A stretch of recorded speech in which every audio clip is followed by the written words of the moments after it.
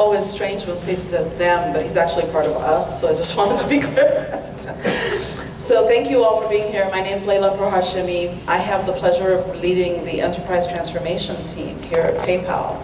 And I wanted to talk just a little bit about that, about actually the impact that Jeff has had on our ability to, are we getting feedback? A little bit? The microphones?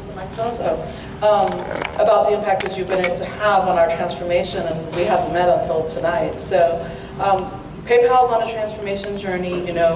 We are in growth mode. We're trying to accelerate that growth, and so kind of the curve, we want to bend it even further up. And so we embarked on a journey to transform our company about 2 years ago now. We decided we wanted to start this journey. About a year and a half ago, we actually did it, and we started it. And it's a long journey, but I wouldn't hazard a guess as to how many percent along the path we are, but it's a multi-year journey. We're about 18 months in, and one of the things that's been really interesting is how to drive large-scale organizational change through influence. And so my elevator pitch for my team is, I'm a team of 20 people that are changing the way 5,000 product and technology people work at PayPal, and they in turn are changing the way the world uses money. And so I'm trying to influence the 5,000 people. The 5,000 people are trying to change the way that the world spends every day, which includes all of us, and including my own team. So it's just really interesting, how do we do that? And so, we have a number of different strategies, and I could talk forever about that, but I won't. What I wanted to talk about is, a lot of times when we encounter resistance, we're like, well, according to the father of Agile, so we sort of invoke Jeff in those situations, and it's actually worked really well, and I wanted to tell the story about one of those situations, which is, we have a set of goals every year in the 2 years that we've been doing this, half of 2013 and all of 2014. So one of the goals for this year was to get everybody to take on retrospectives. And this was something that Russell Eichhoff, who's on my team sitting back there, heard from you, Jeff, in a prior visit to PayPal, is if you could do one thing, do retrospectives. And so we put a goal out there for everybody to do retrospectives and to pick the top impediment that the retrospective revealed from that sprint and put it on the next sprint and attack it and get rid of it. And we encountered a lot of resistance around all that. Oh, it's just paperwork, and why do I have to put a story in to rally, and why do I need to, And so we're like, fine, don't believe us. Just go Google Scrumming the Scrum and listen to what Jeff has to say about it. And just take the top link when you Google that thing, and it's really strange, the impact that has. It really works. So that's been where our universes have melted together. And so we're on a journey. I think that we have kind of achieved the basics, and we're trying to improve on that. We were just speaking, it's interesting, the topic of this book, we're melting together how product and technology work in software development at PayPal. Our next frontier and part of our strategy is, how do we melt together business, product, and strategy? And that's kind of the next thing. And how do you bring these principles to non-software development teams and improving their interactions with software development teams, and also just use the principles to deliver on your business? So I'm particularly excited about the topic and the book, so I'll be looking for that. And with that, I think, Stacey, back to you, and thank you everybody for being here. Am I allowed to make a pitch? Yeah. We are always hiring. We are always looking for people. No, what's really important is we're looking for people that already come with an agile mindset, because we already have the 14,000 people at PayPal to transform. The new ones, at least we hope they come in partially transformed. And so just wanted to make that pitch out there. So thank you. Thank you, Leila.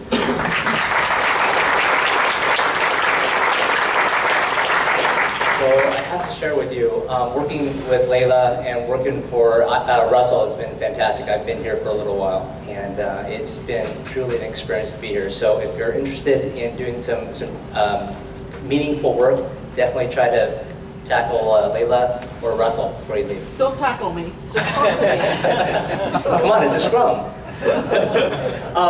So the one thing I did forget, and I apologize, is thank yous. And I have to thank PayPal for this fantastic facility. So thank you, PayPal.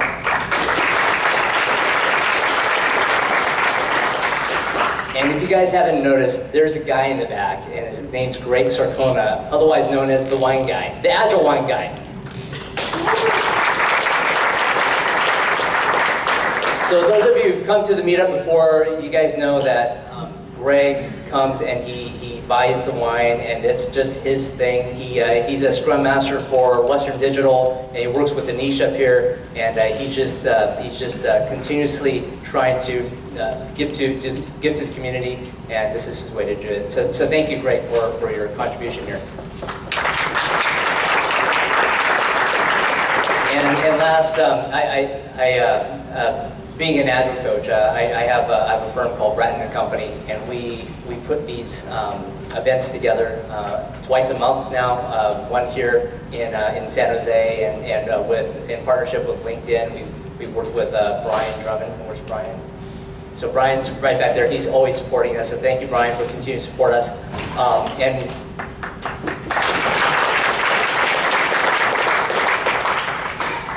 And we also have some other support from Bratton & Company, my firm, and we've got Mary in the back. So she brought all the food and all the goodies for tonight. And our firm continues to help companies in the Bay Area with their Agile transformations. And so if you're interested or you've got some questions about Agile transformation, I'd be happy to help. And as Jeff continues his tour this week, we're learning lots of great things, and under a certain degree we can share some of it, and we'd be happy to share some of those thoughts going forward. So with that, Jeff Sutherland, can I introduce you like how I met you? Sure. All right. So some of you guys have seen this or heard this, so I apologize if it's a repeat. So several years ago, probably half dozen years ago, I was a CTO of a fraud analytics firm. And so our number one thing was we had to stop bad guys from stealing money from Bank of America, Wells Fargo, those types of customers. And a lot like Risk is here at PayPal, there's a lot of urgency to get big bugs resolved, especially those that lead to problems. And so the company that I worked for, we had 400 of those problems sitting in the backlog. Now, they didn't even know what a backlog was. They just knew that they had 400 problems that they had to deal with. And we had the Bank of America CISO's office calling us on a nearly daily basis. So you can imagine your number one customer calling and your boss, the president, emailing and calling you saying, gosh, what are we doing with these 400 issues? Because if we lose Bank of America, that's a big chunk of our business, and that means if we lose them, we're going to lose Wells Fargo. If we lose Wells Fargo, we're going to lose US Bank. And then you can imagine what happens from there. And not a happy board of directors, right? And so as a newly minted CTO, what do we do? 35 years old, I'm trying to figure out how does this all work out? And then my director of DevOps said, hey, you got to check out this Scrum stuff. Scrum, what is this? And he explained it to me. I said, there's no way. Our company, we got old legacy code. There's just no way. It's a pipe dream. And he kept after me for several weeks. And so not only was I getting rattled by my team members, but I had this other pressure coming at me. And finally I gave in and went to this class in Beverly Hills. My office was in LA at the time, and went to this class, had the whole PMO show up, and we all took Jeff's class, and I left. I'm shaking my head. There's no way. There's no way we could possibly do this. And if we did, there's no way it's going to add value. But we did it anyway. We sucked it up, and in 4 months, we took that list of 400 critical bugs, critical security bugs, and took that down to 40. Okay, so it was big for us. It was a big change. And then we took that 40 down to 20. So the big aha moment was when we cleared all these bugs. Bank of America stopped calling me, but we were actually in a boardroom, and all my peers were sitting there, and we had the president, and the president decided, gosh, Stacy, you're saying you fix all these issues. It's impossible. Nobody's been able to fix all these issues. And so he decided to do a roll call. You guys know what a roll call is? You're kind of like, hey, it's kind of like the Caesar, effect, thumbs up, thumbs down. And in the room, everyone gave us a thumbs up. That product development actually fixed these bugs, and we got over a big hump. And it was the first time in that company's history where we got that kind of encouragement. And they not only did they give us a thumbs up, they said, you know what? Whatever they're doing, It's awesome. And they did not know that we were doing Agile. In fact, we didn't even talk about it. We just did what we did. And from that, I was bought in. We started integrating that with the rest of our product teams. And so it's just a blessing to be here, years later with Jeff and being able to introduce Jeff, because he really helped change my career, going from a CTO now to an Agile coach. So thank you, Jeff, for that. Thank you, Steve.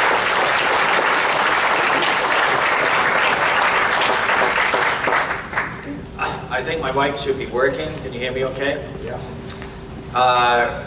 Earlier this year, we were preparing to introduce a new book. Last year I wrote a book called Software in 30 Days by Ken Swaber and myself. How many of you read Software in 30 Days?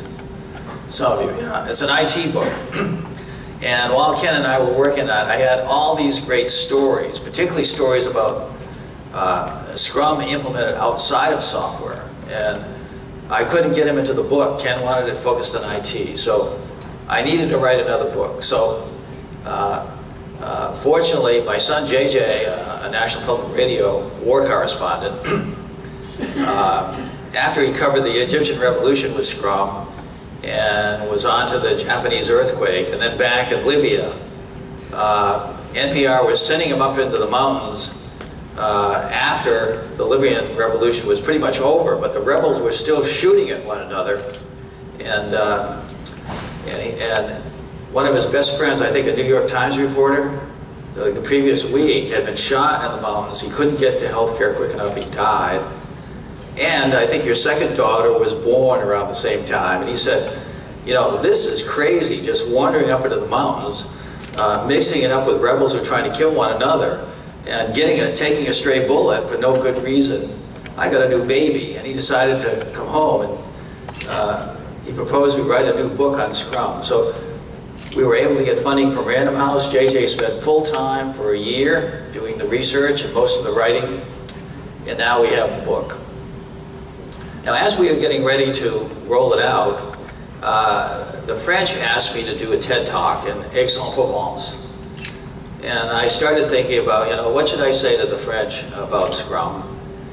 And I remembered that, the French had a lot to do with the American Revolution. And they sent General Lafayette over here, and he helped lead the troops and win the day. And they gave us the Statue of Liberty when it was all over, right? And so they were really critical to our independence. So I thought I'd frame the talk around the Declaration of Independence and life, liberty, and the pursuit of happiness. And the French guys who were putting on the conference, particularly the media guys who are really, really good, they didn't know anything about Agile or Scrum and nothing about software, but they looked at it and they said, Scrum is really about disruptive leadership. They created this video to start up before my talk. And the video is showing these concrete blocks falling down and shattering into 1,000 pieces. And they said, Scrum is about hacking leadership. That's what Cellular is going to talk about. Okay? We're going to take the organization, break it down to 1,000 pieces, and reform it into a new organization. That's the transformation, okay? Now, I think we've already mentioned who I have here. My company is focused on leadership training. Alex Brown, who's here, comes out, a Wharton Business School graduate and Boston Consulting Group corporate strategy guy, leads that effort. JJ, who I mentioned, has spent the last year writing this book, but also we're working on a product called Scrum Lab, trying to capture all the information we know about Scrum for the last 20 years on the web.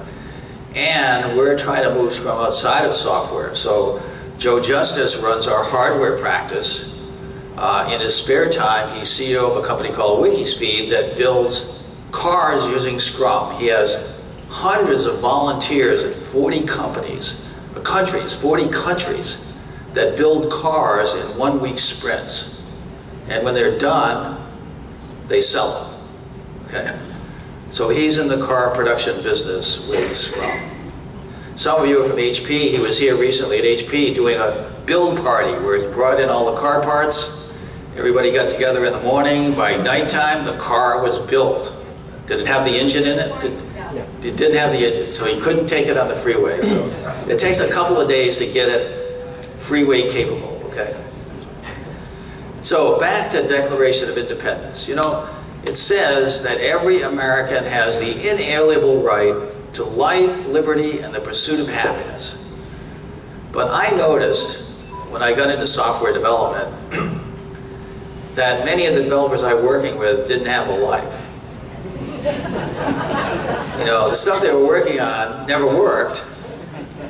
It always had too many bugs. The management wanted them working late, working weekends, go on death marches, and they not only didn't have a life, but they didn't have any liberty. They were just told, you got to do this, you got to do that. They were given 4 projects to work on at once and never had time to think. And as a result, they were really unhappy. And Jeff McKenna is here, who was the coach of the first Scrum team. We asked those guys, you know, do you want to live the rest of your life like this? And to their credit, they all said no. And I said, well, I have some ideas, and that's what I'm going to talk about tonight. And it starts with the problem that most Americans do not have a life, and they do not have liberty, and they do not have happiness. And a lot of that is affected by work. You know, for most people, except for those of you here in Silicon Valley who have, you know, cappuccino machines around every corner, you know, the rest of those folks, they think the only thing worse than going to work is being sick in bed. They'd rather be doing anything. And the New York Times has done an analysis of why people hate work. And it's all about they never get to work on what they want to work on, they never have time to think, they never have time to be creative, they never have time to focus, they have too many things going on at once. All these things, you can just go down the list. But the problem is really bigger than that. The reason this is happening is that the leadership, they don't have a life either. They're under pressure from the board, and they're not happy, okay? And the reason they're not happy is that their plans are running amok. It's just like the famous poem from Robert Burns. The best laid plans of mice and men often go wrong. And instead of the promised joy, that big bonus or whatever, all you wind up with a lot of suffering, grief and pain. Now, I began learning about suffering and pain when I was a cadet at West Point. We have actually a former cadet and fighter pilot in the room, another one besides me who flew F-4s. And in Beast Barracks, after being run around all day and having our butts chewed, and at nighttime we finally got to relax. And the relaxation was shower formation. Before you go to bed, you had to take a shower. And so at West Point, the showers were in the basement of the barracks. The Air Force was more plush. I was a professor at the Air Force Academy later, but West Point, it was in the basement. And you go down there and you have to stand at attention with your chin in. And only when you generated enough sweat to drench your bathrobe did they let you in the shower. Okay, so there's the upperclassman yelling at me. And, right next to me is General Barry McCaffrey, a 4-star general. So I began to learn about suffering. But more than that is, how do you dig yourself out of the pit? Okay? That was what West Point on. How do you dig yourself out of really, really bad situations? So turning it around was the skill I developed at West Point. The last year I was there, I became the training officer of my company, Company L2. Company L2 had the unique distinction of being nicknamed the Loose Deuce.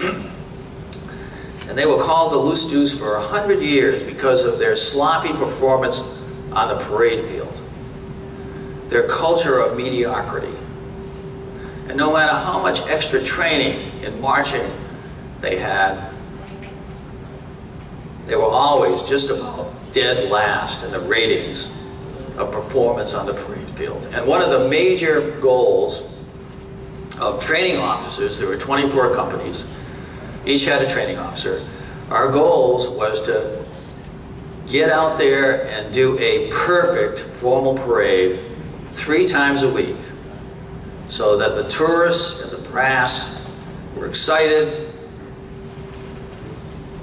were moved by the performance, and impressed by the drill. Now, we tried doing extra marching of Company L2, but it didn't work. And no matter what you did, Charlie would be out there in the parade field and he'd stick his sword in the dirt, and we'd lose points. And so I decided, talking to these people is not going to help. It's not going to do anything. What I'm going to do is start posting in color-coded notes on the company bulletin board the scores for our marching performance after every parade. We lost 3 points for Charlie's sword in the dirt. We lost 5 points because the company commander did not enunciate the command precisely at the right time. We lost 3 points because the 3rd platoon was not aligned coming onto the parade field, and on and on and on. And to everybody's surprise, within 3 months, the Loose Deuce became the #1 marching company in the Corps of Cadets. Probably for the first time in 200 years. Nobody could believe it. About the same time, one of our most famous graduates, General MacArthur, he had a very close relationship with the Corps of Cadets, spoke many times there about his passion for duty, honor, country. His last speech he gave before he died is legendary. Every cadet to this day has to memorize every word. And when he had prepared for his funeral, he was the Supreme Commander in World War I and World War II and in the Korean War. And he almost ran for president. If he hadn't got fired by Truman for causing trouble over there in China, he may have become the President of the United States. So he had prepared carefully his funeral. And after laying in state in Washington, he specified that he would be carried to his grave, his casket would be drawn by a riderless horse, and behind that casket would be a company of cadets marching to put him to rest. And because Company L2 was #1, we were selected to bury General MacArthur, which made an indelible imprint on every person that walked behind his casket. And the impression it made on me was that making work visible will cause teams to self-organize into achieving legendary performance. And so everything I did after in the Air Force, I started to try to drive this kind of principle. How do you work this kind of thing? To get people to do things that were seemingly impossible. There was another leader that impacted me at West Point because I slept in his room, the room he had as a cadet. So every night there was a little plaque on the mantelpiece, and the light would reflect off it, It'd wake me up and it says, General Eisenhower slept here. And so I think, well, what was General Eisenhower thinking? Lying in bed, lying in this bed. And I thought he probably was thinking about planning, because his most famous quote was, plans are worthless, but planning is everything. And what he meant was when he planned D-Day and launched probably the largest human endeavor in battle in history, he did a lot of planning. It was really important. But he knew as soon as the first shot was fired, the plan would be shattered. And then the teams would have to figure out how to take the beach. using something different than they ever planned. Now, I had my lesson when I went into battle. I decided to go into the Air Force and become a fighter pilot when I graduated. Here's a shot of one of my fellow pilots at Atterbury getting shot down over Hanoi, blown out of the sky by a SAM missile. 3 other of my fellow pilots were blown out of the sky this very same day. And Ed was captured. He was put into the Hanoi Hilton. He was a tough character. He escaped. But unfortunately, it did him in. They captured him. They brought him back. They tortured him to death. So he didn't come back. In fact, half of the people I flew with never came back. And the thing that I learned from flying over there is that if you always plan your missions carefully, but if you followed that flight plan, your probability of getting shot down was really high. So my strategy was, as soon as I crossed the border, I went into an evasive maneuver, trying to make sure those people who were trying to shoot me down had no idea what my flight plan could possibly be, or even where the target was that I was going. And only at the last minute would I pop up over the target, and then off as fast as possible. Okay? So this inspect and adapt in the face of adversity was extremely useful when I got into software many years later, because I noticed immediately for people doing software projects, there's a bullet with their project's name on it, heading for them every single day. And the thing that is the biggest problem is that they do not duck and cover. They take the bullet, and the project goes south, okay? So I came back from Vietnam, and you know, when you go through that experience, one of your first reactions is you feel guilty. You know, how come I'm alive and all my buddies are dead? You know, but then your second feeling is exhilaration. Somehow I escaped certain death. And then the third feeling I had was, my God, every day from now on is a bonus day. What am I going to do with the rest of my life? The Air Force had a program where they send academy graduates back to get an advanced degree and come teach at the academy. And so I asked them to send me to Stanford. I had the good fortune of spending a couple of years living in Los Altos and spending a lot of time at Stanford thinking about life, the universe, and everything. And my interest was in math, statistics, probability, artificial intelligence, computer science. But my favorite courses were in the medical school. For some reason I found that appealing. My father-in-law was a distinguished physician. So when I got to the Air Force Academy and started teaching math, I wanted to continue my education and get a doctoral degree. And I decided to do it at the University of Colorado Medical Center, which was not too far from the Air Force Academy. And in that experience, I wound up being on the faculty of the medical school for 11 years, about the same amount of time as I was flying fighters.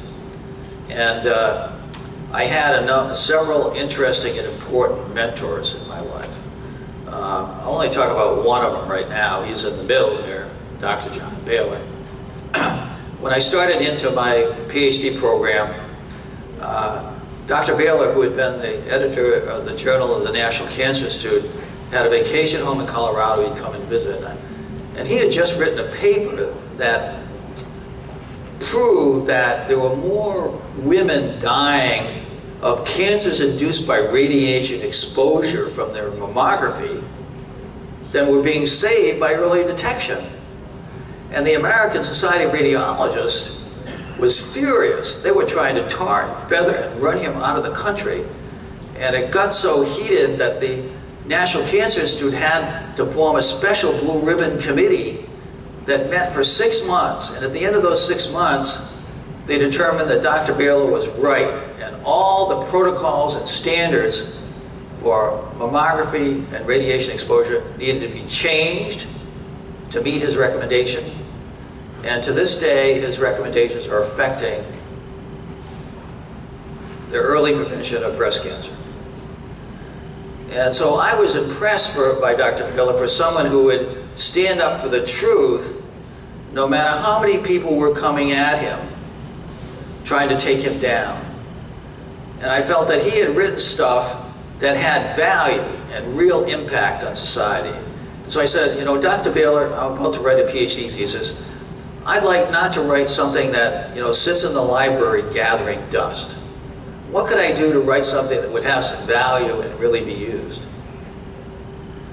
And he said, well, I have a couple of problems, unsolved problems that I've been working on for years. Here's one of them. Here's 300 medical papers out of the medical journals, clinical and epidemiological papers.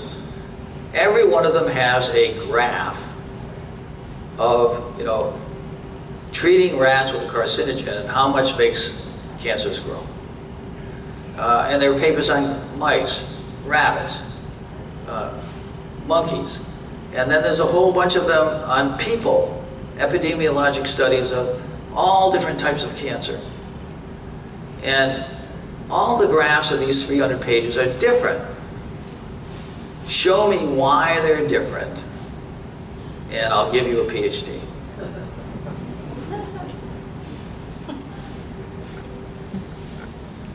So what I had to do was mathematically simulate the formation of cancer and then fit it to all the data that the National Cancer Institute had that they had collected over the last 100 years. And then I would have my thesis. Dr. Baylor said the problem is you have to figure out what causes cancer, because cancer starts from a single cell and nobody knows exactly why. He said, well, I'll give you help. Everything you write, we will circulate to the leading cancer researchers on the planet, and only when they give the okay will you move forward. So you'll be guided every step of the way. So I spent a year writing a program that would mathematically model a cell and determining what would hit that cell that would cause it to mutate into a cell that proliferated uncontrollably.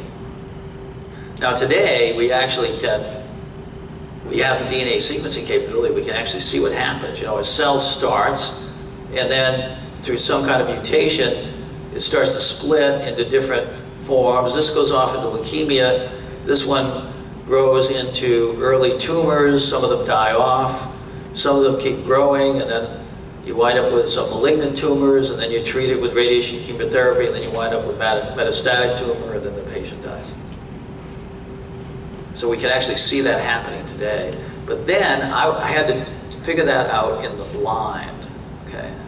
Simply by mathematics. After a year of programming, I ran the program for the first time, and it took a third of the computer science budget for the medical school for the year. And they told me I could never run that program again. So what was I going to do? I got together with the head of the medical computing lab, and we started to put our heads together. We were doing programming. Here's a kind of similar problem that Ames Research Center did here in Palo Alto. Trying to model what would be the best antenna for a satellite.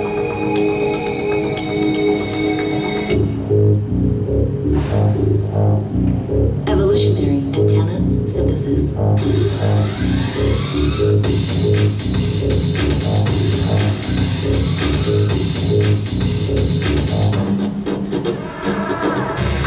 Designing and optimizing antennas by hand are time and labor intensive, are costly, complexity is limited, and require significant expertise and experience.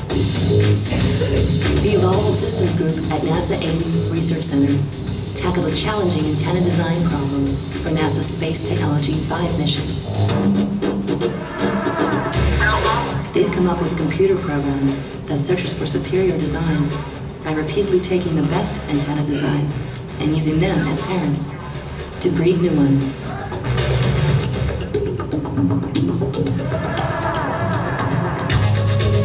"35 network computers running advanced evolutionary algorithms, generating hundreds of thousands of antenna designs.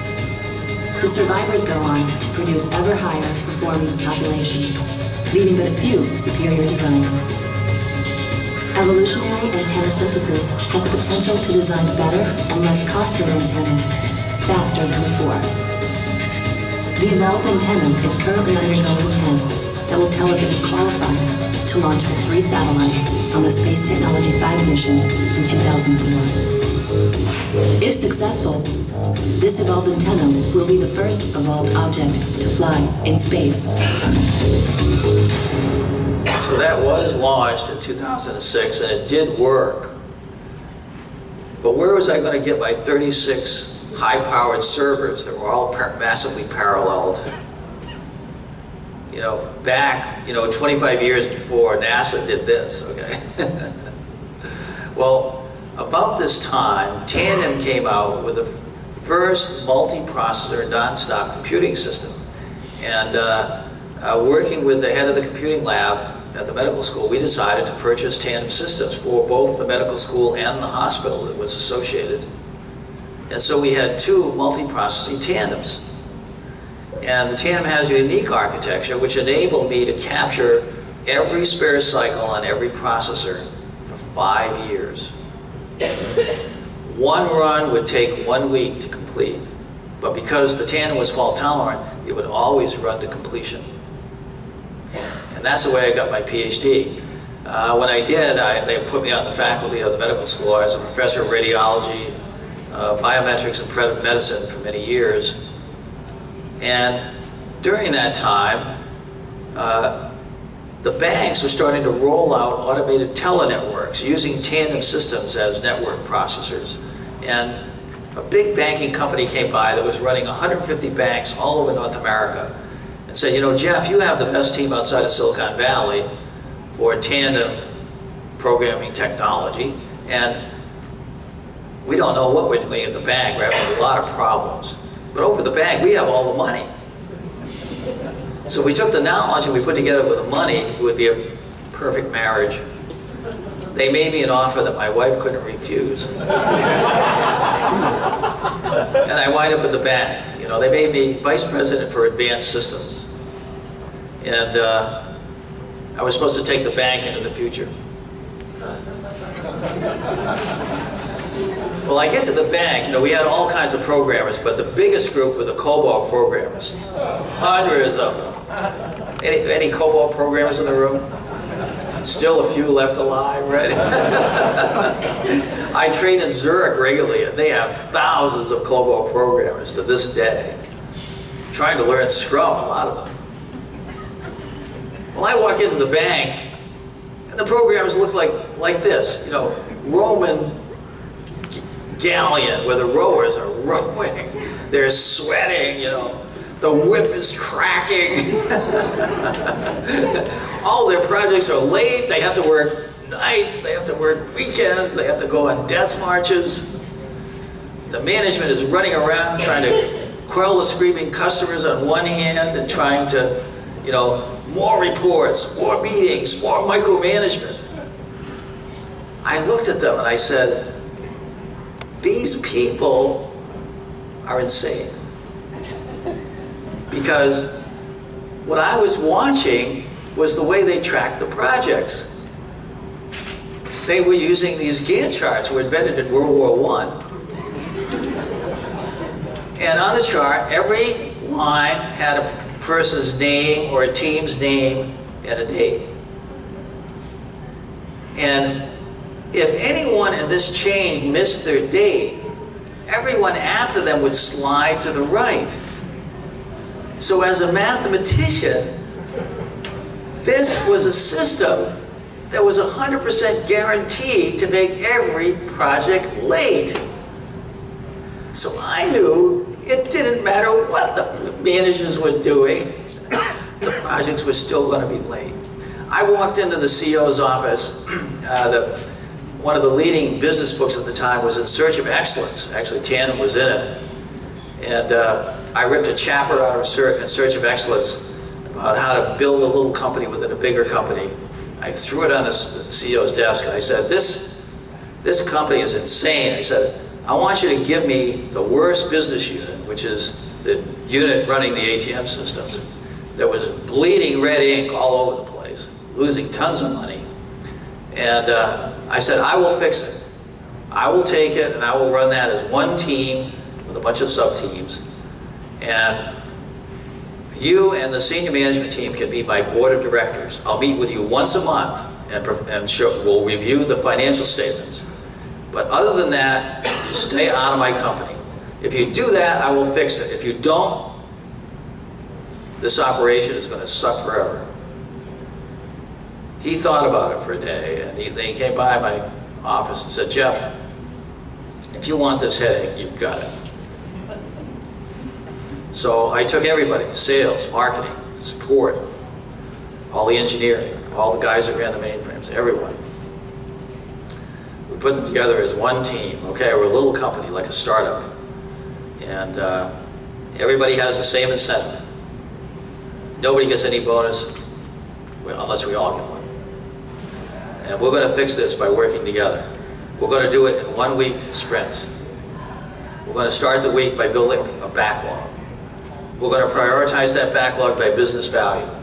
And at the end of the week, we're going to deliver to done that backlog. If it's software, it's deployed live. In less than 6 months, that business unit was the most profitable business unit in the bank. And the bank actually decided to invest millions of dollars in new computing hardware and software to expand that operation. So that was the first prototype of Scrum. And the way we did it, as I said, you know, these projects in the bank, these guys don't know how to land a project. They're running past the due date. It's like running an airplane off the end of the runway. So here's an F4. They used to fly, coming down final approach. Every few seconds he's making minor adjustments, adjusting the throttle, the airspeed, the angle of attack, the rate of descent. These aircraft are designed to land on carriers. So he wants to plant that right at the end of the runway with a force that the shock is absorbed by the runway and that slows the plane down. Pilots who are new have a lot of trouble landing at the end of the runway, and if they land long on the runway, they can slide right off the end of the runway. And at the end of the runway are trees or buildings or water or big holes, and they can wind up in a smoking cloud of debris, okay?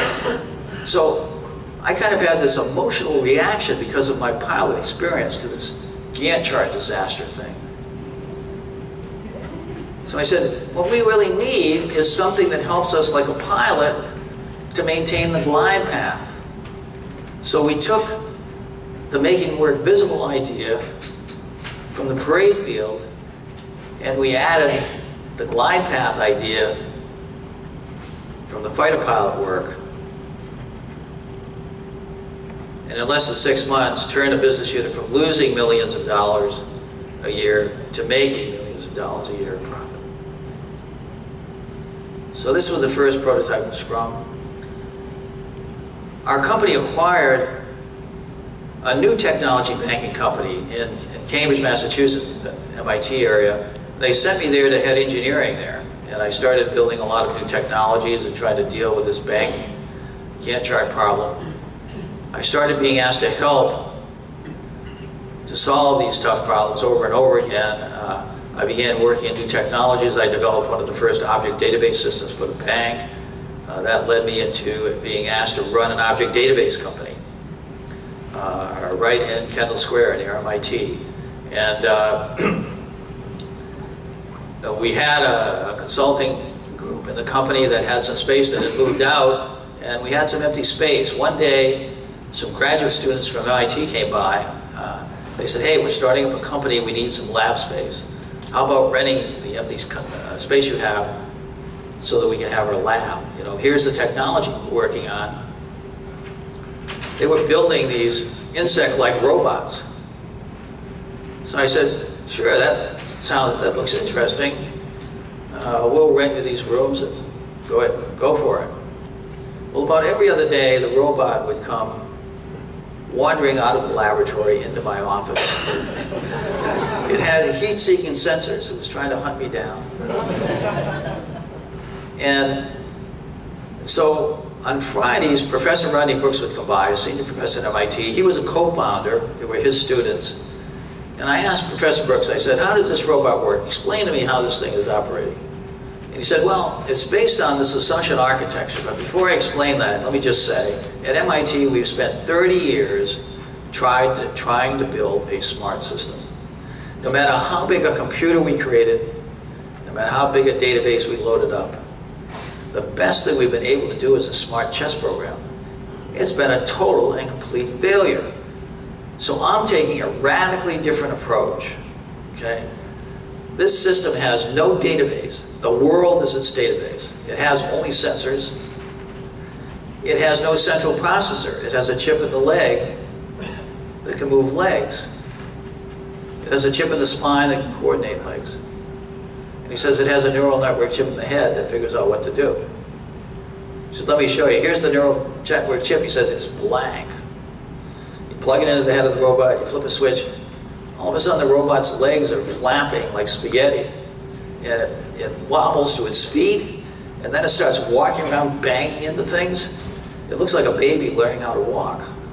But within 3 minutes, it's running around the room. It walks up to the stairs, it stops. It doesn't even go over the edge. How does it figure that out, I said. Well, it's all based on complex subsumption architecture, which is all based on complex adaptive systems, which is a lot of stuff that I had studied in medical school, okay? So this all kind of resonated. And I said, wow, I said, you know, I had these really slow COBOL programmers back at the bank, you know. Maybe if we gave them some simple rules like the robot, and they could get together every day and synchronize their neural networks. Maybe they could bootstrap up into a super intelligent, super fast team. Average people could be great. Do you think that would work, Professor Brooks? He said, I don't know. He said, why don't you try it? So I did. It's called Scrum. It's designed to make the average team great. But you have to follow the rules. There's only a few. They're very simple. But it's like the bootstrap. You know, when I was in medical school, as a professor of radiology, we had these radiotherapy systems. And in the early days, they were run by early digital computers that were fed by paper tapes. Anybody run a computer with a paper tape? Yeah, we got guys in here that remember all that. And the paper and tape had all these little punch holes. And you'd feed it in. It was a PDP-8. You feed it in, and it'd go zzz, and then whoa, all the lights would start going. It was like magic. And even today, you have that bootstrap on your laptop. It's in the boot sector on your disk. Every time you start it up, your laptop does that. But what would happen if you took the bootstrap and you cut some instructions out of the paper tape? Or even today, you can go into your disk and change the bits of the boot sector. What happens? The lights don't come on. I see so many Scrum teams. They say, how come the lights are not on? We've been doing Scrum. We've been working hard. We've had a transformation. I say, how many doing Scrum in the room? How many people have working software at the end of the sprint? All the features are debugged, it works, the end user can try it out. Okay, so for most of you, the lights haven't come on yet. you're not following the rules. You know, there's no escape. The bootstrap boots it up or not. And it only boots it up when all the instructions fire. So if you take one lesson away from this talk, go back home and think about that. You're missing an instruction.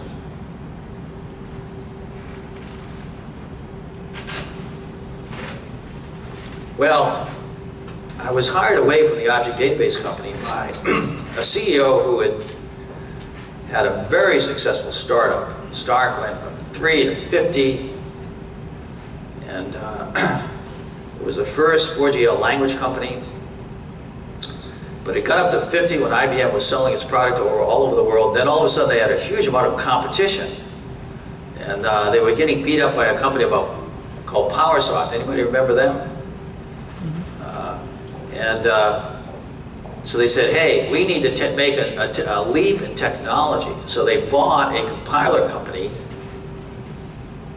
that had an object-oriented compiler. It was Smalltalk.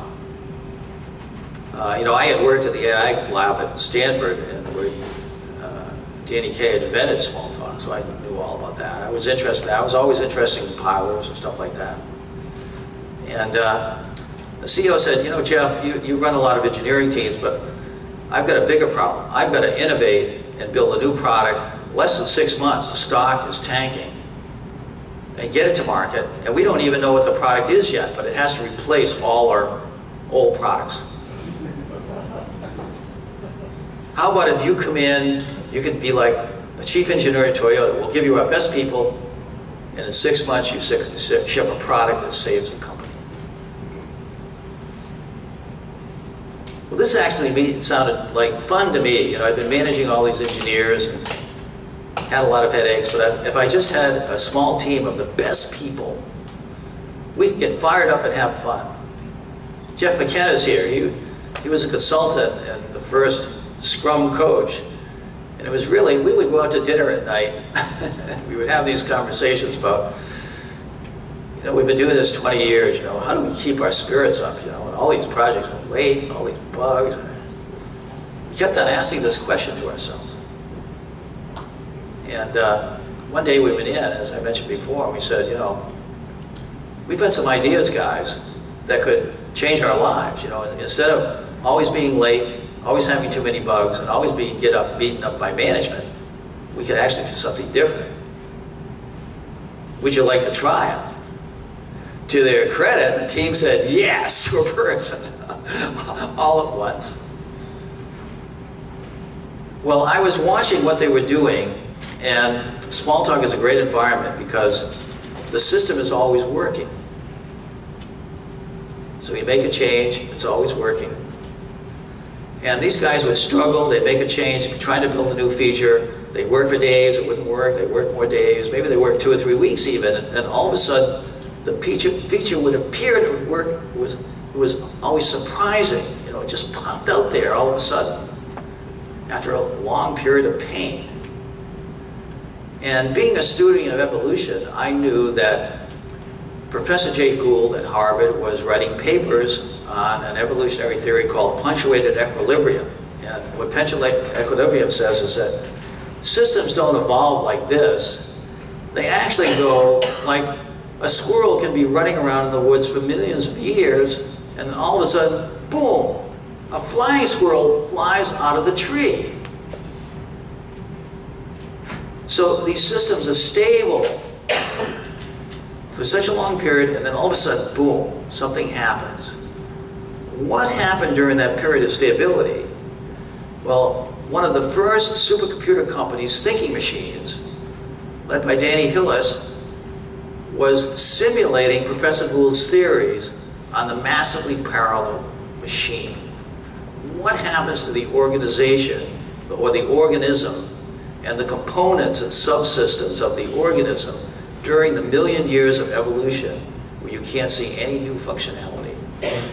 And what they discovered is that a small change occurring here, you know, maybe a little more skin under the arms, and then a little more power in the shoulders, a little more acuity in the eyesight, a little bit better balance, you know, a little bit, a shift here and shift in there, and then all of a sudden, bang, when everything moves into the right place, the squirrel is flying under the tree.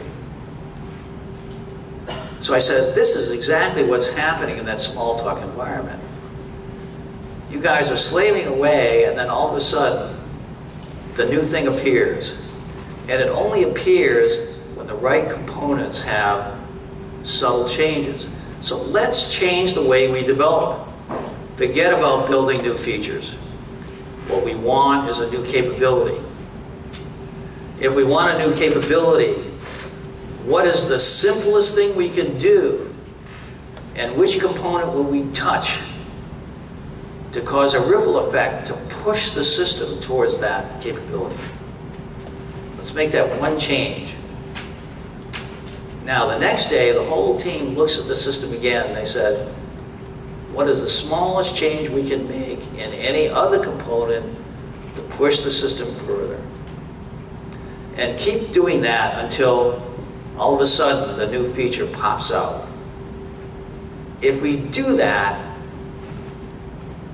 we can get a new feature with 20% of the work or less. I've been trying to explain this ever since the first Scrum team, and the only people that have got it have been the architects at Google. So I'm using this book tour to really hammer this again, hoping there's a light bulb goes off out there somewhere. Because this is a radically different way of computing. But to do it, your system has to always be working. And the team has to always be questioning. But today, we have continuous integration. And many of our companies are moving into continuous deployment. We have the capability of doing that. The same kind of thing that we could do more easily in Smalltalk, we can do in our current environments. So do the least work to generate the maximum effect. That's one of the reasons my book is called Scrum, the Art of Doing Twice the Work in Half the Time. Does that mean you work harder? No. It means you work half as hard and you get twice as much done. Okay? This is one of the secrets. The other thing we had to address was the architecture of the organization. You know, as a fighter pilot, I had studied carefully Lockheed Skunk Works. In fact, there's a brilliant book now called Skunk Works where the head of that lab has written about everything that went on, you know, up through the building of the SR-71, and how these guys could build a new and far better aircraft at less than 10% of the cost of any other vendor with agile teams. And, you know, Lockheed put the Skunk Works out in the desert, away from corporate headquarters, because if you put new innovation in the middle of corporate headquarters, the organization will react by crushing it. You know, it's a foreign element, and the antibodies will come out. Maybe that's happening here at PayPal, right? Got this new Scrum thing, and then all the business is like, what is going on here? There's something strange.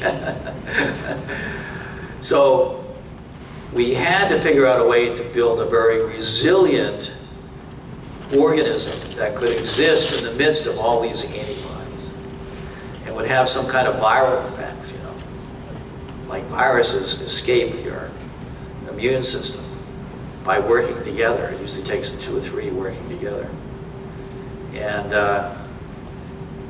And we had to educate people on Conway's law. Because Conway's law says that the structure of your organization will be reflected in the code. So if you have a hierarchical organization, you will never get good object design in the code. And if you don't have good object design in the code, you'll have central points of control that cause performance problems. You'll have brittle code that's hard to change. You can't refactor the code. You box yourself into an architecture when you have a new feature and it just won't quite work with the current architecture, but you can't change the architecture. Okay? All of these things So one of our biggest customers was Ford Motor Company, and it had 1,000 IT workers using our old 4GL language to build their internal apps. And we wanted to give them this new product. So how would we train them to avoid Conway's law? Well, we needed a scaling strategy that was object-oriented, fractal in nature.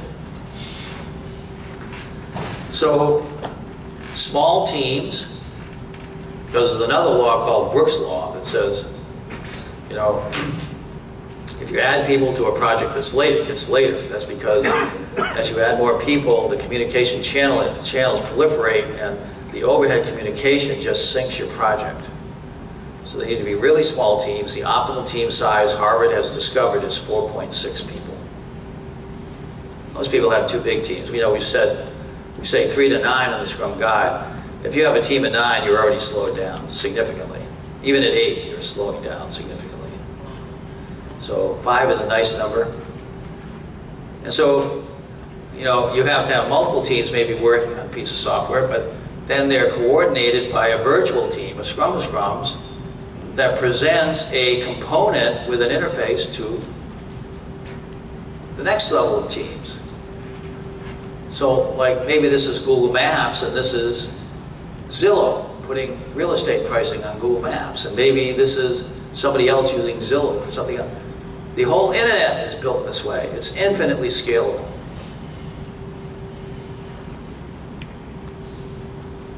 So we had a funny experience today. One of the management teams we met with said, you know, well, we can't implement this because our organization is organized functionally.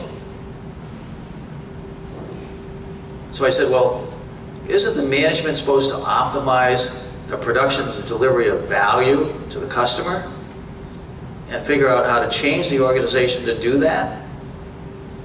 And what you're saying is your organization is structured so that you have a waterfall architecture that's backed into a corner, and then you are totally incapable of doing the right thing. Is that what you're saying?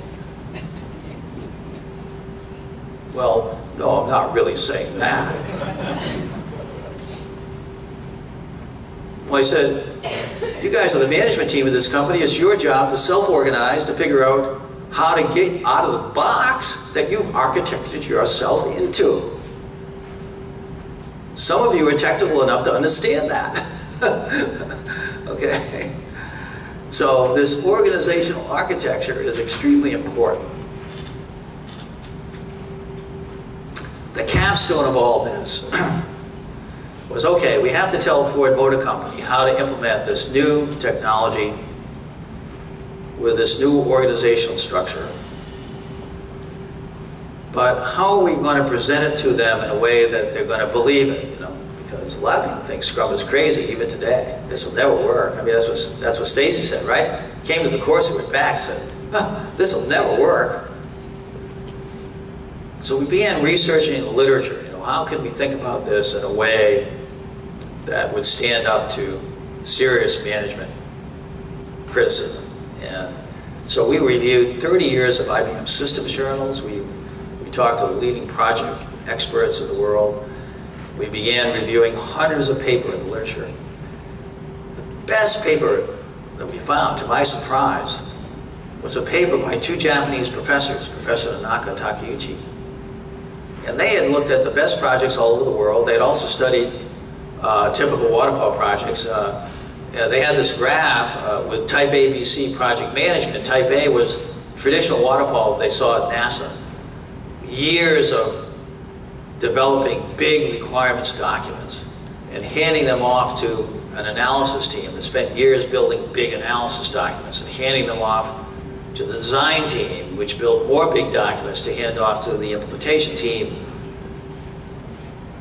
Years of implementation, then handing it off to the testing, and then the testing was late, and then finally they launched the rocket and it blew up. So back to the beginning, right? Now Fuji Xerox, they visited NASA, they thought, well, this must be state-of-the-art project management. They went back and implemented it. They discovered that, you know, the worldwide average failure rate of this is 86%.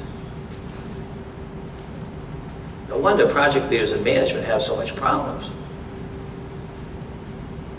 You know, I mean, I flew a plane that had a 50% failure rate over North Vietnam, and I thought that was bad. Well, at Fuji Xerox, they did a root cause analysis of why this was a problem, and they found it was the big documents handed off between siloed departments. So they said, we're going to ban big documents, we're going to work face-to-face, there'll be no handoffs.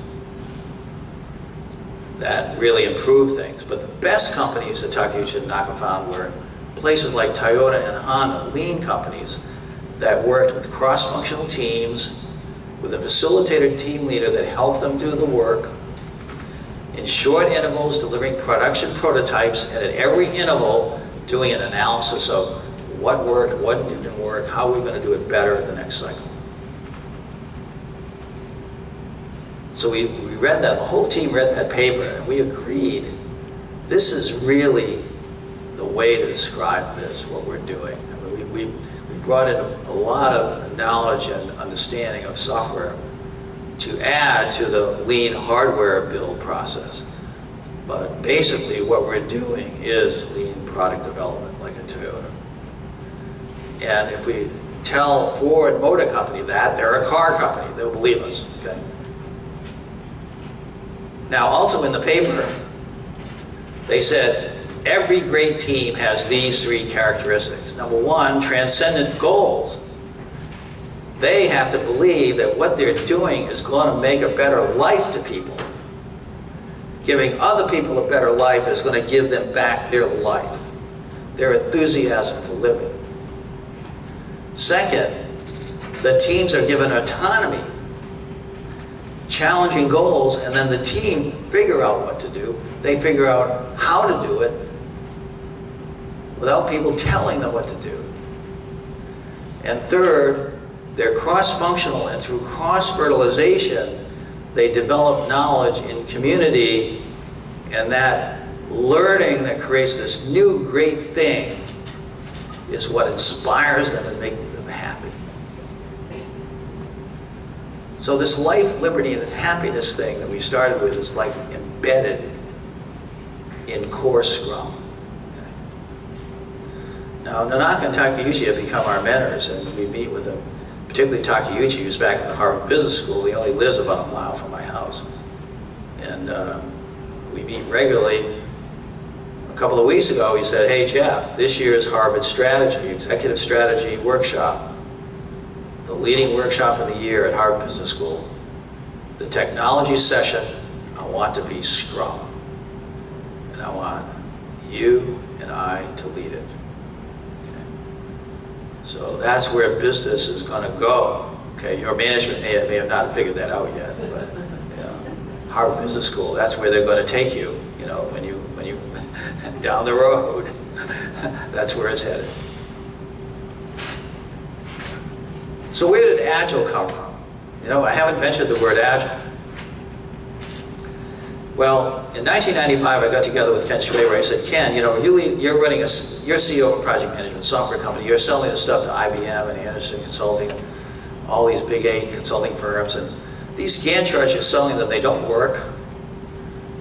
But I have this new thing, Scrum, that really works. You should come take a look. And so he came in, he spent 2 weeks on the team. He came back and said, you're right, Jeff. You know, we ought to roll this out to the industry. And within 3 months, he had sold off all his traditional project management business. And we agreed that we would roll out, it would be open source, free to everybody. We decided to take the engineering practices out of the first Scrum team, did all the engineering practices that actually became extreme programming. Ken thought that it could be adopted faster if we didn't put the engineering practices in it. And come along 2001, a group of experts were convened. The processes he represented were primarily Scrum and extreme programming, which work perfectly together. And we met for 2 days, 17 of us, 3 Scrum guys, 3 XP guys. There's 1 guy from DSDM in Europe. Alistair Coburn was with his books that he got out of his consulting practice. But basically, it was what do Scrum and XP agree on in common? And in the second day, second morning, we took a break mid-morning. And 9 of the guys went out on the ski slope, and 8 of us stayed in the room. And Martin Fowler went to the board. He said, you know, we've been arguing for a day and a half. It'd be a shame if we don't agree on anything before we leave. What could we agree on? And this all happened in 15 minutes or less. Well, first of all, we agreed to call it Agile because Michael Beadle, one of the Scrum guys, had read this book on 100 hardware companies that were lean. And what they had added to lean was getting the customer involved with product creation. And they called that Agile. So he said, you know, that's kind of what we're doing, so let's call it Agile. So we agreed on calling it Agile. And what are the characteristics of Agile? What are the values, as they come to be called? Well, the first thing we agreed on is it's all about the team. Bell Labs has 10 years of research showing that team performance is directly impacted by the way the team communicates, how they work together. There's no evidence that process and tools increase performance significantly at all. They may or may not be helpful. Often they slow you down. But we didn't want to say they weren't useful. We just wanted to say we value individuals' interactions over process and tools, which might be useful. Then the second thing we agreed on was working software. Today we're starting to say working product because we're working with a lot of hardware companies. Working product over comprehensive documentation. You may need documentation. For example, the FDA medical devices companies, they need total traceability or they won't get FDA certified. But how much do they need? We've found in multiple implementations across the world, both in Europe and US, you need 5% of the documentation that the waterfall teams write in order to be FDA compliant. So 95% of all that documentation that any FDA product people in here? No, maybe a couple. 95% of that stuff you write is totally useless. You need to throw it away and start writing it. But you need that 5%. The FDA won't approve it without it. But it has to be the right documentation. Third, we agreed that involving the customer in the product creation was critical. That's Agile, right? That's the core of agility, at least in the hardware book. And for Scrum, the first team was a product company, so we had thousands of customers, so we couldn't get them all on the team. So we needed someone representing the voice of the customer on the team, the product owner. And finally, responding to change over following a plan, because we knew on the average 65% of requirements change during development. So if you don't respond to that, you wind up giving the customer what they don't want. So that's Agile. The problem with that is that it's not an operational implementation. It's a set of values, which are really important. You need to have this headset. But the Agile implementation is like a martial art. So I was trained for many years in Aikido. So a good Scrum team will approach things as you do in Aikido. In Aikido, you're always being attacked. You're never attacking. And when somebody's attacking, you're always welcome with an open hand. Oh, we have an impediment here. You're trying to take down my project. Welcome into my office. Then when they come at you, it's like a dance. You just move aside. Welcome, come on into my office. Oh, whoa, you just did a flip and landed on the floor and I have you in a hammerlock. I'm not letting you out unless you go out. Okay? So that's the way a good Scrum Master works. A lot of them, they just whine about impediments, but hey, an impediment. Embrace change means welcoming whatever is coming at you. But to be a good Scrum Master, it helps to be a corporate jiu-jitsu master.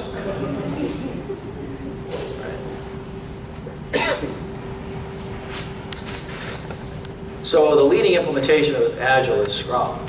You know, the surveys show over 75% of what people are doing, they say is Scrum. Of course, half of them don't have working software. So they're doing Scrum, but there's no working software. So this is what we call bad Agile. We don't want to say they're not Agile because they're trying, okay? But when you don't have working software, that's bad Agile because it doesn't meet the second value of the Agile Manifesto, okay?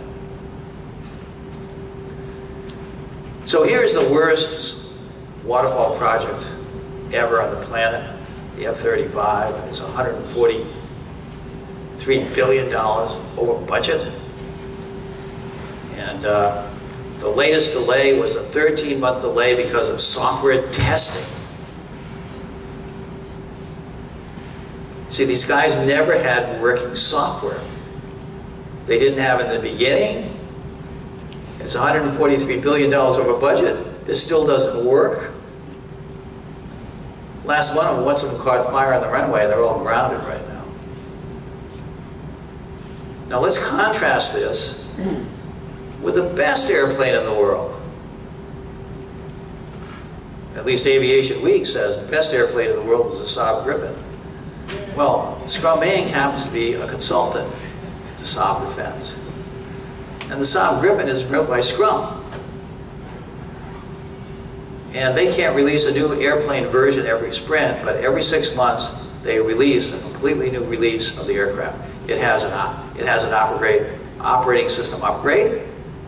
You know, it's like going from Windows 8 to Windows 9, but they do it in 6 months, not 3 years like Microsoft. And along with the operating system upgrade, new engines that are more powerful, new materials that make the plane lighter. As a result, the thing is faster. And the cost of the airplane goes down. You know, it's like your computer costs half as much and it's twice as powerful every year, right? That's what Scrum should do. This airplane is at least 2 generations ahead of Lockheed right now with the F-35, probably 3 generations ahead. Every release, the technology is upgraded for the electronics, targeting systems, and so forth. And they're really interesting that they was the cost. Jane's Aviation Weekly has done a cost study of all the aircraft on the planet. And this is the lowest cost life cycle, both purchase and life cycle, of any aircraft on the planet.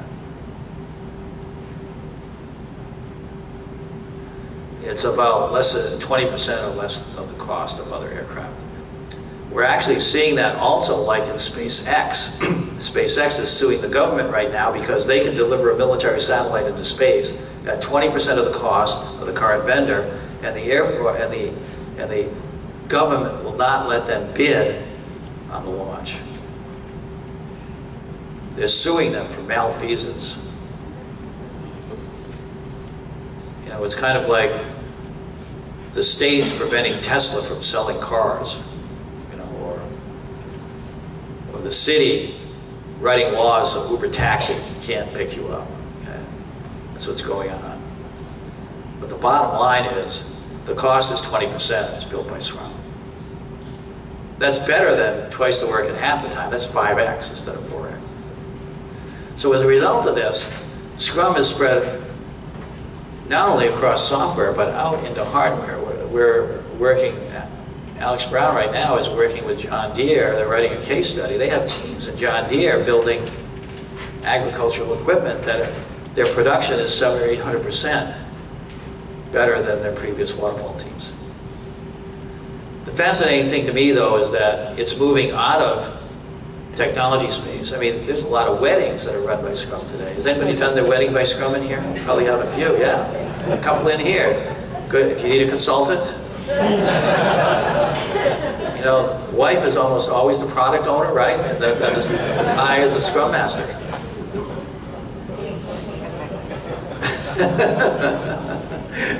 You get twice the joy in half the time by doing it with Scrum.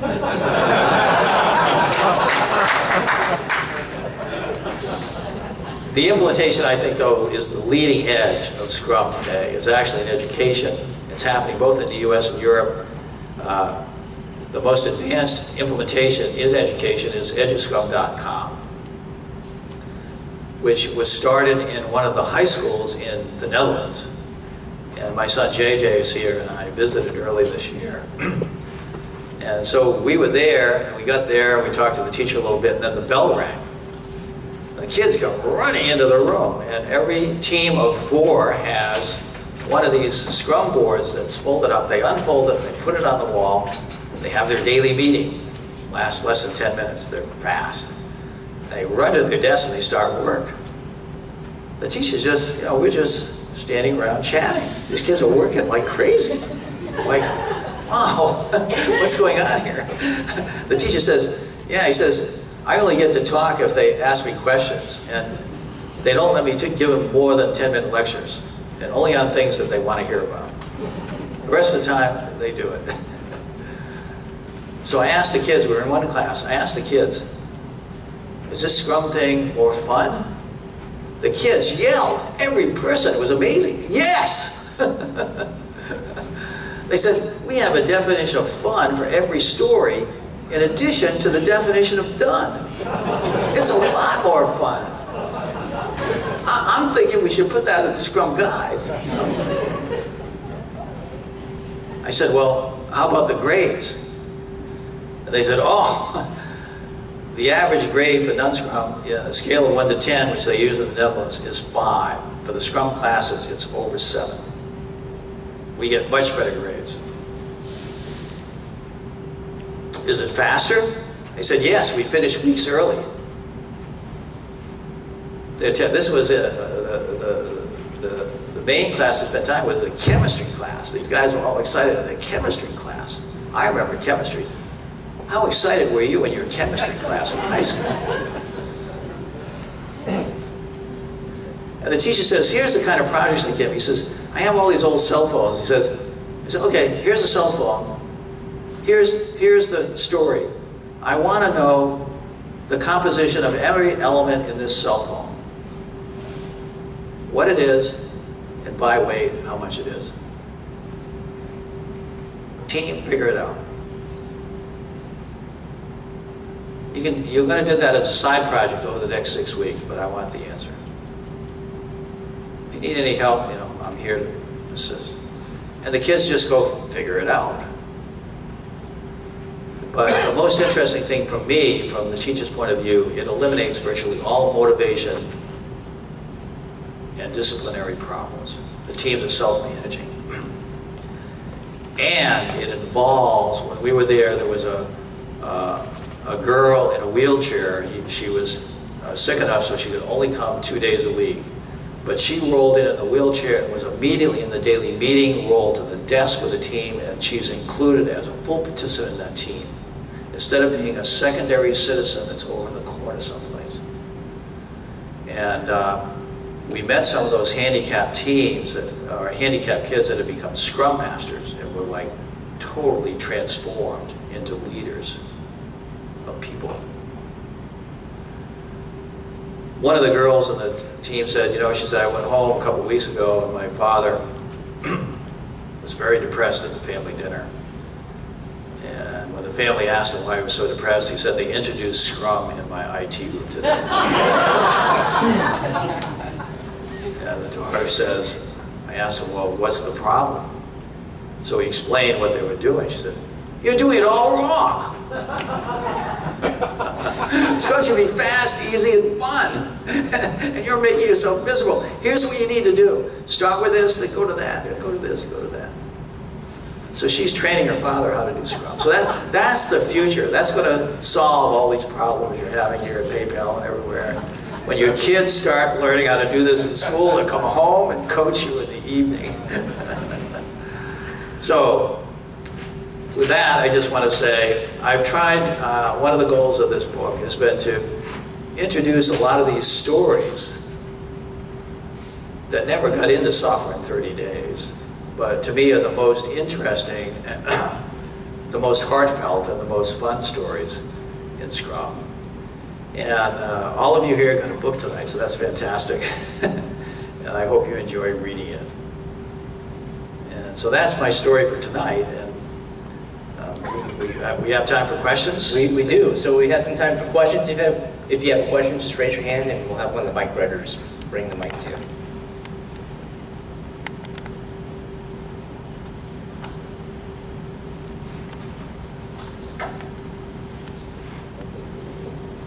Hi, I work at HP and my director doesn't believe in Agile.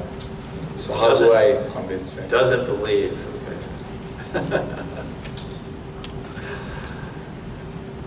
Maybe you should put a poster on the wall saying the truth is out there. The only way, I mean, I've been on 11 senior management teams, and the only thing I find convinces management teams is real data. So the first question is do you have working software at the end of the sprint, and do you have a velocity? Let's start there. Do you have working software at the end of the sprint on your Scrum team? No, he's not even allowing us to start it up, so... He won't even let you begin. So I've got 35 minutes in that. So, okay, so the real question is how can you convince them to try and experiment? Well, I get a lot of this, and I usually ask the managers, particularly the CEOs who have lots of responsibility, I say, Ms. CEO, CIO, how do you feel about your projects? They come in on time, got happy developers, customers are pleased. They always say no, they're not happy. I've never found a CIO happy. Is there anyone in here that has found a CIO that's happy? They're always miserable. And then I say, well, I bet it's because your projects were always late. And particularly if they do third-party development, I say, you hire those consultants to come in and do something, and they say it's going to be $10 million. But then you always have changes, right? At NPR, I said, I bet you're a $10 million project. By the time it's done, it cost $15 million. The CIO had his staff there. They all started laughing. I said, why are you always laughing? I said, the average cost overrun at NPR is 100%. $10 million projects always cost us at least $20 million.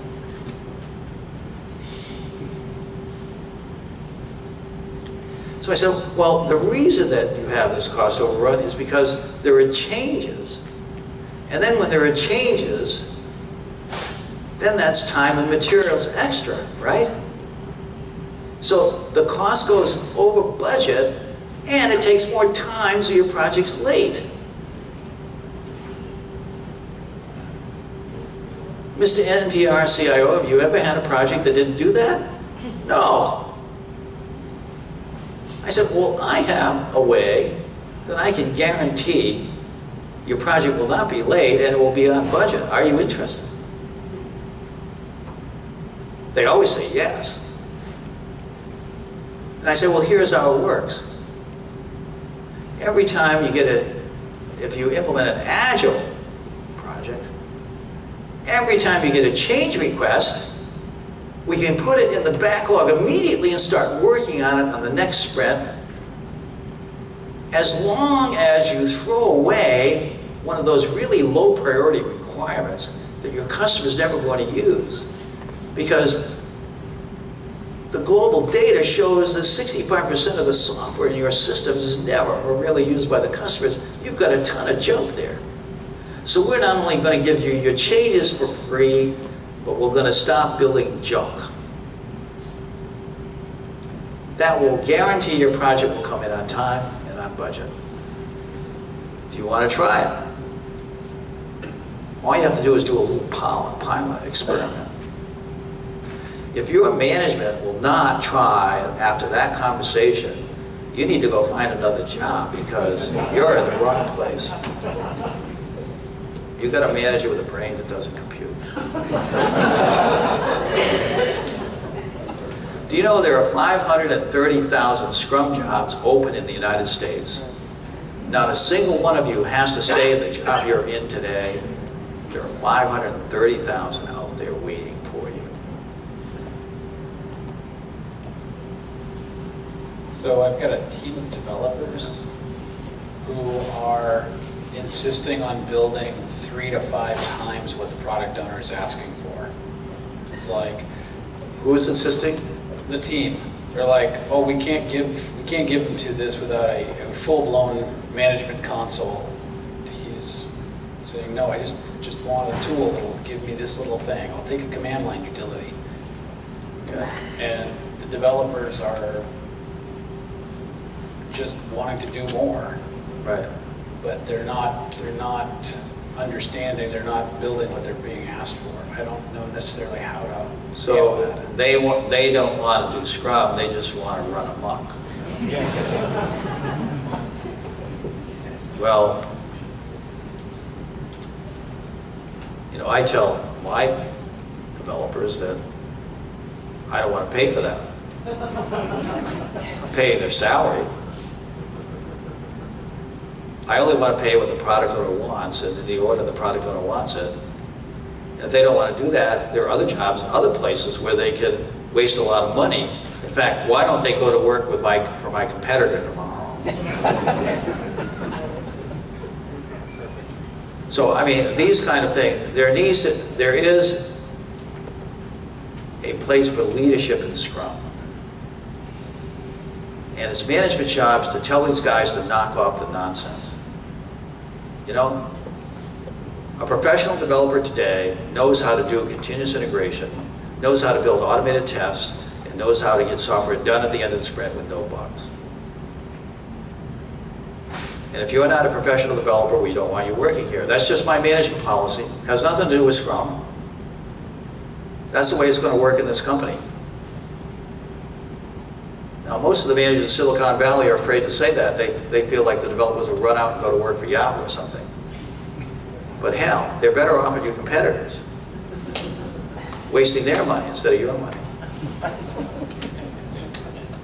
So let me just be frank to you, Scrum Masters out there. I say, you know, Scrum Master's job is to improve performance of the team, right? If as a manager your team's not improving in performance, then why are you paying the Scrum Master a salary?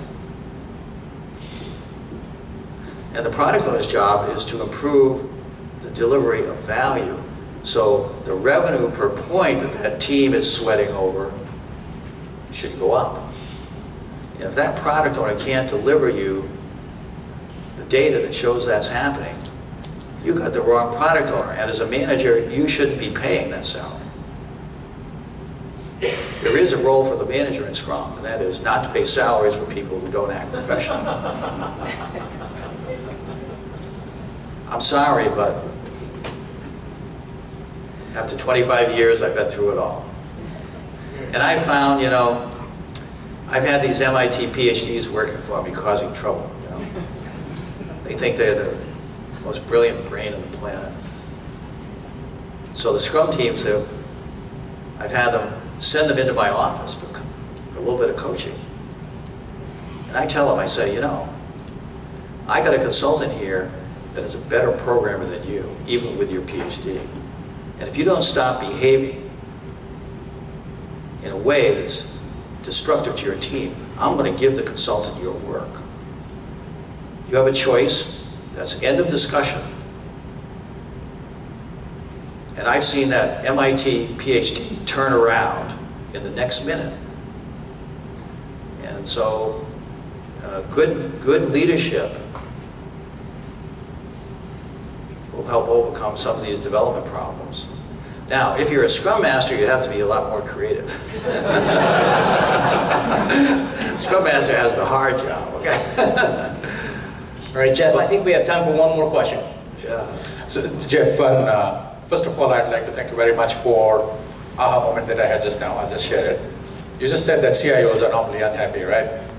And that explained the question why they don't they go for Scrum? Because if they go for Scrum, they'll be happy and nobody will recognize them as CIOs. So, Well, you know, the Half Moon software, I love it because the CTO said, you know, they're showing the picture of the guys doing Scrum. They're arguing about the backlog and this, that, the other thing. And he says, he laughs and he says, you know, I used to work hard, but now they do all the paperwork. I have more time for surfing. That's a happy CTO, you know. I created Scrum, but I've been a CTO. I wanted to make the developers happy, but it wasn't just them I wanted to be happy. So a well-implemented Scrum will make the management a lot happier. And so trying to show them a way where they can move in that direction is kind of the key. so the question was, I'm from HP Enterprise Services, so dealing a lot with customers. What are the challenges? I'd like to hear your experiences. Federal and state governments, they want to do Scrum, Safe, distributed agile, what have you, their TORs. And at the same time, a mix of waterfall, they throw it in. Obviously, there's a sea change that's coming because they're at least accepting the fact that it has to be done Scrum XP combination or Lean, etc. So how do you, what is your experience and how do you handle those situations where there has not been 100% shift, but yet they are moving in the direction? So contract is yet critical in trust, maybe it's coming in. I'm not sure I understand the question. There's not been 100% shift from what to what. So if you look at the feds and the states, they come out with RFP or TORs where they want Scrum or XP or Lean, etc. But at the same time, the contractual obligation becomes paramount. And hence, how have you handled that? What have been your experience doing that? That's what I wanted to know. Yeah, okay. The most interesting experience I've had with these contracts has been with the military. A few years ago, the Pentagon asked me to come down for a day and spend time helping them answer the congressional mandate that all defense contracts must be agile. That's the law. That's the law in the United States. And they had 6 months to respond to the Congress on how they were doing that.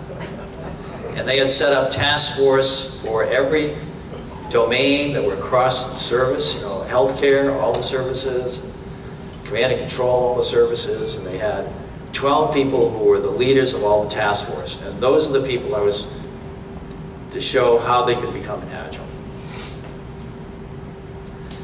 And so we spent a morning explaining Scrum and what they should do. And I said, they told me, they said, here at the Pentagon, we just buy guns. We're just purchasing guns. We have all these laws. It's going to be really hard. I said, well, I'm sitting in a room with the most brilliant purchasing agents on the planet. And if you can't fix this, no one can.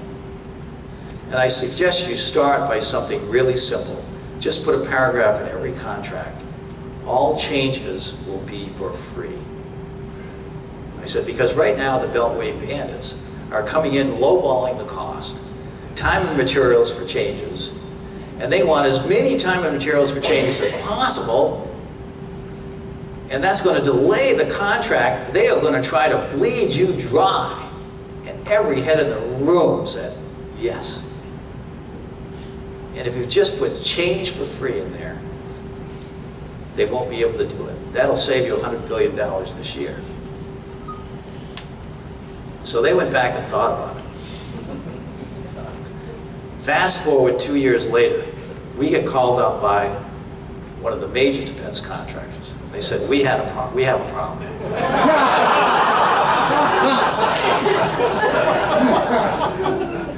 We just lost a $500 million contract to our competitor who was doing Scrum.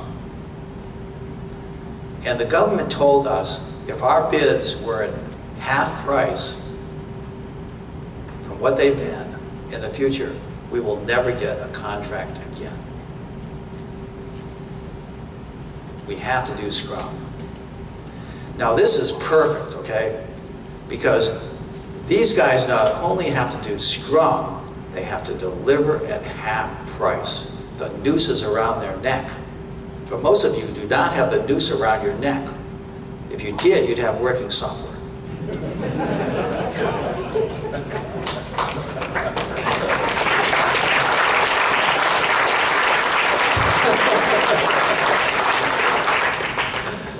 Maybe Alice could comment, what are we doing with those defense guys, Alex, to get them through the night and get them...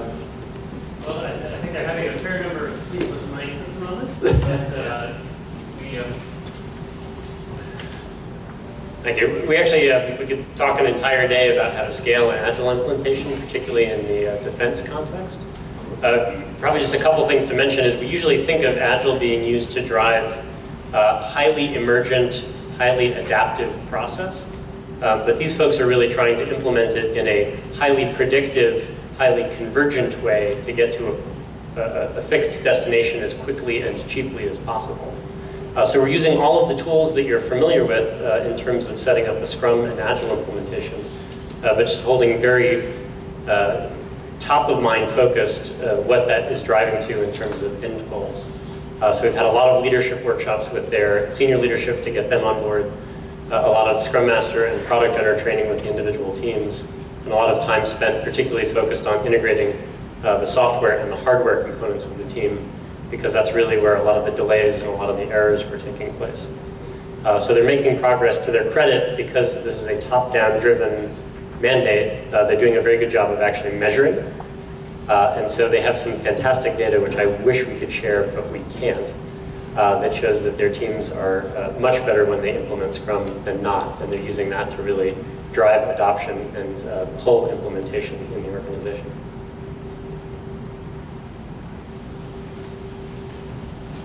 So, are we out of time, Stacy? We are out. Yeah. Well, thank you very much. I really enjoyed being back here.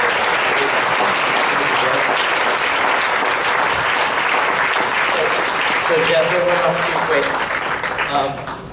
Come on back up. Okay. For a couple of things. First, thanks for coming out here. We appreciate your time. We know flying in from Boston is quite a trek, so we do appreciate you coming out here. And with that, we have a bit of a gift for you. Every year we have Agile Camp, and so we thought we'd give this to you. This is kind of a community event, but it's a little backpack token of our appreciation for coming out. So thank you for making the venture. That's great. Thank you very much.